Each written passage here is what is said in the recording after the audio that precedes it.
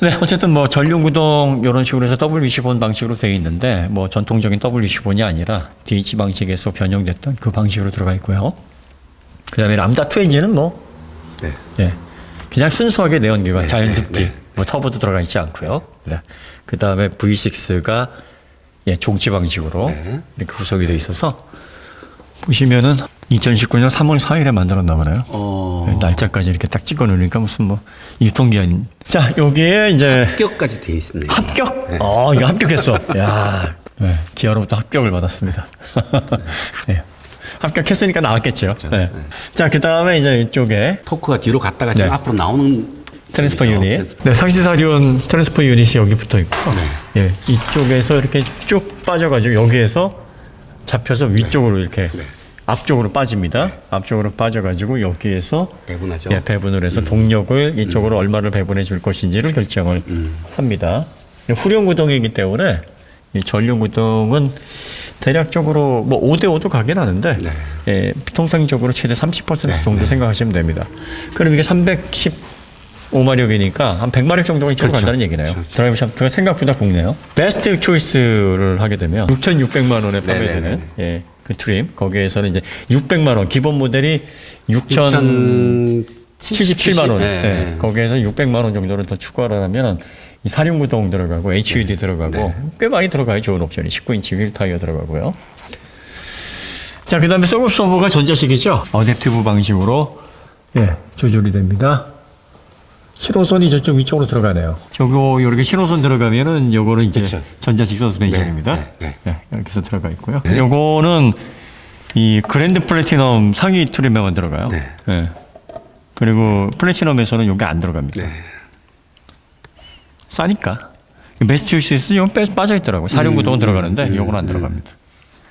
뭐 저 주행하다가 네. 저기 뭐야 이게 단차 이게 보면 네. 엉덩이 살짝 들어주면 돼요. 아, 근데 이게 그 서스펜션 스포츠로 지금 조율을 한 다음에 네. 스포츠로 지정을 한다. 이걸 우리가 어떤 테스트를 했냐? 과속방 지턱이 꽤 이렇게 봉긋한 네네네네. 과속방 지턱이었는데 시속 50km에서 넘어갔는데 스포츠에서도 부드럽게 넘어요. 네, 50km에서. 아까 그 볼보 35km에서 꽝 했잖아요. 얘는 달라요. 우리나라 그 현대기아차들이 이게 과속방 지턱 넘는 솜씨는 뭐 거의 세계 네. 탑이죠. 탑. 세계 탑이라고 볼 수 있습니다. 스테빌라이저는 이쪽에서 여기에서 이렇게 연결이 되어 있고요. 그 다음에 굵기는 한데 작용점이 그렇게 넓지는 않습니다. 아무래도 이제 전륜 쪽에 이제 출력 배분이 돼야 되는 모델이기 때문에 뭐 그렇게 해서 되어 있고요. 여기 이제 종치 방식이다 보니까 네.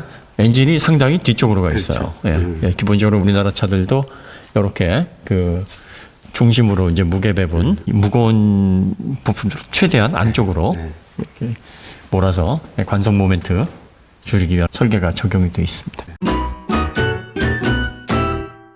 변속기 이렇게 들어가 있고요. 종치 방식으로 들어가 있고 여기에 이제 이렇게 알루미늄 합금으로 양쪽 차대 쪽 이어서 잡아주고 있습니다.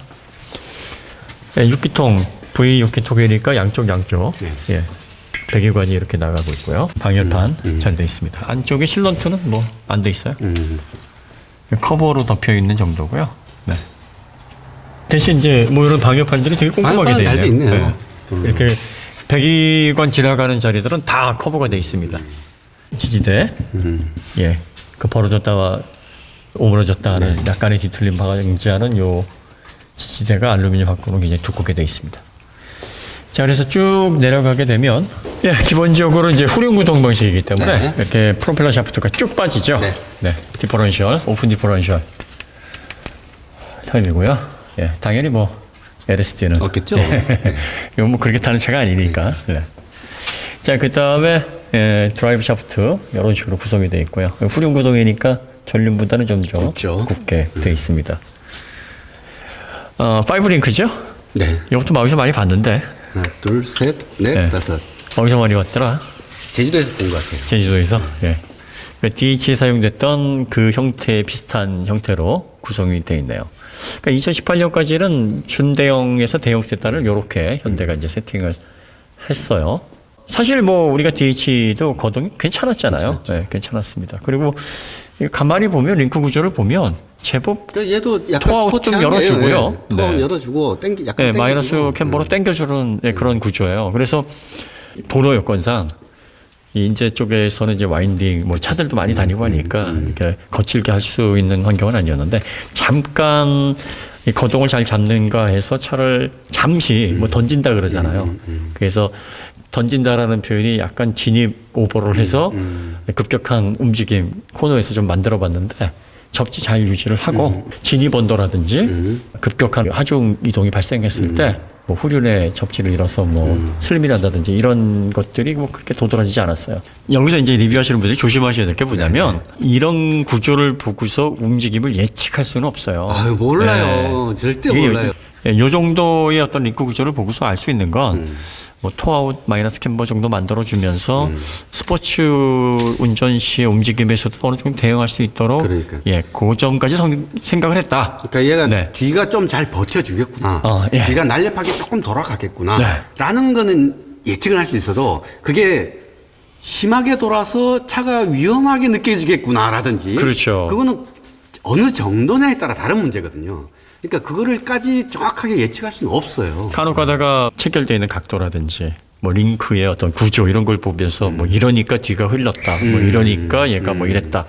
뭐 이렇게 단정을 지으시는 분이 계신데 그거는 미세하게 이런 링크 구조만 봐가지고 알 수 있는 게 아니라 구조 해석을 해야 돼요. 네네. 구조 해석이라는 것은 그 링크의 각도라든지 또 위상 뭐 이런 값들을 다 집어넣고 시뮬레이션을 해봐야 그 해석에는 네. 이 차의 길이도 들어가야 되고, 그렇죠. 응? 앞차의 얼라이먼트도 들어가야 되고, 그렇죠. 모든 게 다 들어가야 되니까 하중도 한 방으로 들어가야 해석할 수 되고. 없어요. 그럼요. 그래서 여기서 알 수 있는 거는 요렇게 해서 구성이 돼 있으면은 어느 정도 스포츠성에 있어서도 좀 네. 기대감을 좀 해볼 수 있을 정도는 된 것 같습니다. 뭐 이 정도. 그러니까 그것도 예측이에요. 그랬는데 또 가보니까 멍할 수도 있는 거고. 생각보다는 뭐 이렇게 할 수 있는데 지금 이 모델 같은 경우에는 대형 세단 그동안 국산의 대형 세단이 보여줬던 움직임에 비해서는 날렵했죠. 꽤 괜찮았어요. 꽤 괜찮았어요. 그리고 신뢰성이 좀 있었습니다. 네. 예전에 국산 무르기만 했던 국산차가 아니라 약간 독일차 초반에 바삭한 그러니까 스포츠성 단단한 어떤 느낌의 기분을 주면서도 롤은 좀 발생을 해요. 아무래도 이게 휠 베이스도 있고 또 무게도 있고 또 편안한 대형 세단이면 롤을 제어해버리면 얼마나 불편하겠어요. 빡빡해지죠. 그러니까 하중 이동이 발생했을 때 롤은 발생을 하는데 생각보다 잘 버팁니다. 네. 그 다음에 급격하게 하중을 걸었을 때도 접지를 놓치거나 아니면 허둥대거나 이런 느낌이 좀 없었어요. 제네시스 DH도 그 다음에 이번에 신형 제네시스 타면서 이 정도면 편안하면서 잘 잡았다. 얘도 그래요. 네. 현대 이제 불신을 갖는 분들은 현대 실망을 하고 돌아서서 그래. 예, 돌아서서 이제 외제차로 가셔서 이제 저희가 아무리 말해도 믿을 수가 없는 거예요. 이런 거예요. 어떤 얘기를 했냐면 실망을 했어. 10년 전에. 10년 전에 실망할 만하지. 할만하지. 10년 전에 실망을 수입차로 간 거예요. 그러고 나서 국산차의 발전에 신경을 끄고 있었던 거야. 그리고 국산차에 대한 기억이 거기서 멈춘 거지. 10년 전에. 멈추고 있으니까 니들이 뭐 예전에 내가 너희들을 몰라? 이거야. 국산차에 대해서 우리가 설명을 할 때 이거 사실은 우리도 놀랬잖아요. 그러니까 저랑 고모님도 사실은 10년 전에 이탈했던 고객이에요. 사실 10년도 더 됐지. 15년 전에 이탈을 했다가 물론 업무용으로는 이용했지만 업무용을 누가 개인용 자동차처럼 소중히 타냐 말이야. 그런데 그러고 나서 우리가 오토기어를 2016년 10월부터 하면서 국산차를 접하기 시작을 했어요. 그리고 그 그때도 국산차를 여전히 마음은 떠나 있었죠. 그래서 마음 떠나 있었어요. 그러다가 깜짝 놀랐었던 게 i30 때문에 깜짝 놀랐단 말이에요. 이게 국산차가 왜 이러지? 그리고 소스라치게 놀란 게 벨로스터 N이었단 말이에요. 그리고 나서 대형차들, 준대형차들 이런 차들을 지금 쏟아지는 차들을 접하니까 우리는 지금 그 편견을 깼어요. 예전에 국산, 예전에 우리가 우습게 알던 그 차가 아니구나. 그런데 소비자들은 우리와 같이 최신 차들을 접하지 못하시니까 그분들이 5년 전에 떠났다면 거기에서 멈춰 계실 거고 10년 전에 떠났으면 10년 전에 멈춰 계실 거예요. 그러면서 그런 분들이 야, 니들 얼마 받았어? 니들 뭐 무슨 관계야? 내가 현대차만 10대를 탔거든? 10년 전에, 5년 전에. 내가 이걸 내가 직접 확인하고 내 몸으로 느꼈는데 무슨 말도 안 되는 소리를 하고 있어라고 얘기를 하시는 거예요. 승용 SUV 다 타봤어 내가. 현대하면 내가 빠삭해. 그렇죠. 이런 사람들이 있죠. 근데 그거를 틀렸다라고 얘기하기가 어려운 게 그분들은 경험으로 그렇게 얘기를 한 거니까 그분들도 확신을 하고 얘기를 하는 건데 그런 분들에게 그래서 저희가 말씀을 드리는 거죠. 타보셔야 됩니다. 다시. 네, 꼭 타보셔야 됩니다. 지금 국산차, 현대기아차가 어느 정도 수준에 와 있고 어느 정도 품질을 보여주고 있는지에 대해서 경험을 해보세요라고 밖에는 말씀 못 드리고 그래서 현대에서도 그 시승 행사 이런 거를 일반인들에게도 자꾸 해줘야 될 것 같아요. 맞아요. 많이 해줘서 예. 더 잘 알 수 있도록. 예. 시승 행사도 많이 하셔야 되지만 저는 이제 뭘 제조사에서 해줘야 되냐면 드라이빙 교육을 해줘야 돼요. 드라이빙 교육을 왜 해줘야 되냐면 이런 경우 가끔 있어요. 소비자들이 자동차의 한계와 이 자동차에서 불안감이 느껴지는 타이밍 여기에 대한 구분을 잘 못하십니다. 그래서 어떤 분들은 핸들 돌려서 차가 기울어지기만 하면 오야 이거 죽겠다. 그건 아니거든요. 그러니까 좀 더 한계가 남아 있고 좀 더 버틸 수 있는 여지가 있는데도 불구하고 심리적으로 위축이 되거나 하중 이동에 대한 급격한 변화에 대해서 몸이 익숙해지지 않은 소비자들은 그게 마치 자기의 머릿속에서는 한계처럼 느껴지기 때문에 야 여기서 더 가면 이제 엎어지는 거야. 여기서 더 가면 이제 미끄러져서 이렇게 처박는 거야. 이렇게 선을 그어버리거든요. 그때 숙련된 인스트럭터, 드라이버, 뭐 여러 교관들이 이제 나서서 여기서 좀 더 도셔도 됩니다. 좀 더 가셔도 됩니다. 그 다음에 LSD가 붙어 있으면 조금 밀린다 할 때 가속을 더 밟으시면 LSD가 작동을 해서 출력이 바깥쪽 밖에서 짖어지니까 더 안으로 파고들어서 이런 식의 설명을 하면서 직접 경험할 수 있게 하는 기회를 자꾸 만들어줘야 돼요. 그러다 보면 국산차에서 이게 된다고? 국산차가 이런 급격한 하중이동을 견딘다고? 롤이 이렇게 발생하는데도 돌아 나간다고? 이런 경험을 해봐야 되는데 이렇게 말랑하고 부드럽기만 하다고 생각했던 차가 이 속도로 돌아 나간다고? 그러니까요. 뭐 이런 걸 깨닫게 해줘야 되는. 그러니까요.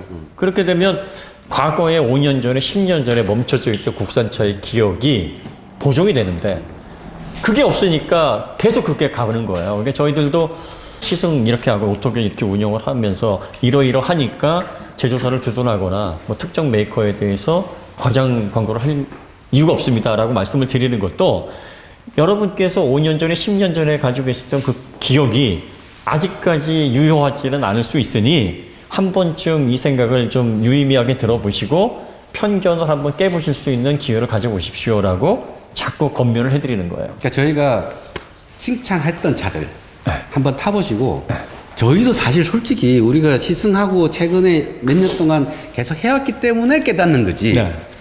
우리도 남들 영상이나 보고 막 이랬었으면 또 똑같은 생각을 했을 수도 있어요. 맞아요. 사실. 네. 그거는 모르는 거야. 우리도 경험을 했기 때문에 하는 이야기인 거죠. 네. 그래서 실제로 여러분들께서 몸으로 체득해 보시고 눈으로 확인해 보시고 또 느껴 보셔야 변화된 거를 아실 겁니다. 그리고 지금 뭐 현대기아차 품질 문제 뭐 여러 가지 이슈들 많이 있습니다. 그렇지만 놀랍게 발전한 건 맞아요. 빠르게 쫓아왔어요. 그리고 품질이 뭐 몇 퍼센트다, 뭐 얼마까지다라고 얘기하기는 좀 그렇습니다만, 과거에 우리가 차는 이래야 돼, 이쪽 브랜드가 최고야 하는 이름만 대면 알만한 브랜드들의 품질을 빠르게 쫓아와 있어요. 그리고 아직까지는 국산차가 가성비 면에서는 장점이 많습니다. 뭐 해외 나가면 역전이 되겠죠. 역전이 되겠지만 우리나라에서는 그렇습니다. 그러니까 모든 건 다 편견을 벗어버리고 합리적인 생각으로 판단을 해보셔야 돼요. 그래서 과거에 만약에 3, 4년 전에 떠나셨던 분이라면 다시 한번 국산차가 어떻게 달라졌는지, 더 일찍 떠나신 분이라면 확인을 한번 해보세요. 네, 그러시면은 상당히 예전의 생각과 다른 어떤 결론에 도달하실 수도 있지 않을까. 이제 뭐 국산차 최고야, 뭐 이런 생각까지는 안 아니죠. 가죠. 예. 그러니까 이런 차들은 아직까지는 이제 아반떼, 또 벨로스터, 투싼까지는 이제 대체제가 없어. 아주 뭐 좋아. 이런 생각이 들게 하는데, 제네시스나 뭐 K9이나는 이걸 사니까 너무 기가 막힌데 뭐 대체제가 너무 없겠는데 라기보다는 그래도 이 가격에 이 정도 차를 사기는 쉽지 않지 않겠는가. 나는 뭐 이런 이걸 정도. 사면서 굉장히 합리적인 소비를 했지 하고 뿌듯해 할 수 있는 그 정도는 될 것 그 같아요. 정도인 거죠. 예. 그다음에 이제 결합 얘기를 저희가 또 적극적으로 해드리고 싶고 뭔가 소비자 편에 서서 시원한 일갈도 해드리고 싶기는 한데 확인 안 된 걸로 이렇게 하게 되면 그것도 사실은 바람직한 건 아니거든요. 그래서 저희가 방향 자체를 아예 잡질 않는 거예요. 그래서 이런 구조를 알려드리고 상품성에 대해서 항상 저희가 지식적인 얘기를 드릴 때 무슨 얘기를 하냐면 과거에 알았던 게 최신 지식으로 업데이트가 되지 않으면 그 지식 가치가 없다라는 얘기를 항상 드립니다. 그래서 저희들도 많은 시간 할애해서 책을 보고 또 새로운 지식들을 얻고 하는 이유가 저희의 지식이나 저희의 정보들도 보정을 해야 되거든요. 그러면 그 지식만 보정해야 되는 게 아니라 과거에 생각했던 경험들, 과거에 가지고 있었던 선입견 이런 것들도 보정을 해야 됩니다. 그래서 그걸 한번 해보시라고 하는 거고 그러면서 스스로 답을 찾아가시라고 권면을 해드리는 겁니다. 그러니까 저희가 강요한다고 생각하지 마시고 예, 그렇게 좀 합리적으로 받아주셨으면 하는 바람이 있습니다. 그 김드라님은 원래 그 국산차를 아반떼를 통해서 이제 조금 편견을 깨셨잖아요. 이 아반떼 스포츠하고 지금에 나오고 있는 아반떼 N9이죠. 소나타 N9. 그 두 가지를 놓고 보면은 어떤 것 같으세요? 저는 지금 아반떼 구화방 오너로서 네. 새로 차를 사게 된다면 네. 당연히 소나타 N9으로 바로 가버리죠. 네. 다른 생각할 필요가 없어요. 2016년식. 16년식. 제가 거의 나오자마자 샀으니까. 그럼 4년의 시간이네요. 네, 그러면 네. 그렇게 생각할 만하죠. 그 현 PD는 저 K9 차를 운전을 많이 해봤죠? 네. 그 지금 타고 있는 3 시리즈와 네. K9 비교를 할 수는 없지만 가격대가 그렇게 차이가 나진 않아요. 아, 그런가요? 1,000만 원 정도 차이 나나요? 그러네. 그럼 이제 새 차를 놓고서 이 차와 저 차를 고민한다 하면 어떨 것 같아요? 그러니까 예를 들어서 6천만 원이 있어. 네. 그러면 좀 더 강한 330으로 갈 거예요? 아니면은 이 차로 갈 거예요? 제가 몇 살이냐에 따라 아이가 있고 결혼을 했다. 이런 입장에서 선택을 한다면 K9이 사겠죠. 왜 그런 생각이 들어요? 이만한 차를 이제 또 배지를 붙여서 사면은 배가 되니까. 그만한 가치가 있다고 생각을 하는군요. 예. 그러니까 국산차가 요만큼 올라왔다라는 거예요. 왜냐면 현 PD는 국산차를 혐오하는 세대예요. 그 입사할 때도 자기가 국산차 왜 사는지 모른다. 흉기라는 단어가 자연스럽게 느껴지는 세대. 오토교에서 일한 지가 10개월이 됐는데 현 PD가 스탠스가 많이 바뀌었어요. 뭐 어떻게 바뀌었냐면 현대 기아가 이 정도였어요. 가끔 그런 얘기를 해요. 그러니까 아직까지 오토교에서 일을 하지 않았으면 게시판에서 그치. 청원도 하고 지금 막 악플 달고 그랬을 수도 있어. 이걸 왜 돈 주고 사냐. 이 또 기준, 우리 영상에 어떻게 많이 변질되셨네요. 그렇지, 막 이렇게 네. 수도 있어. 그렇게 안 봤는데 세 교수 이상해졌어. 그러니까. 뭐 좀 드셨나? 선택지에 두지 않았던 이 젊은 세대들이 직접 경험을 해보니까 조금씩 생각이 바뀌고 있다는 거예요. 그리고 얼마 전에는 벨로스토에는 좀 사고 싶다라는 얘기도 했었으니까. 그러니까 여러분들이 일해서 실제로 경험을 해보는 거와 또 인터넷상에서 남들이 얘기하는 그리고 또 주변에서 얘기하는 거를 단순히 듣고 또 예전의 경험과 조합해서 생각하는 게 괴리가 큽니다. K9 시승이 뭐 여기서 마치도록 하고요. 네. 예, 저는 더 좋은 콘텐츠로 다시 찾아뵙도록 하겠습니다.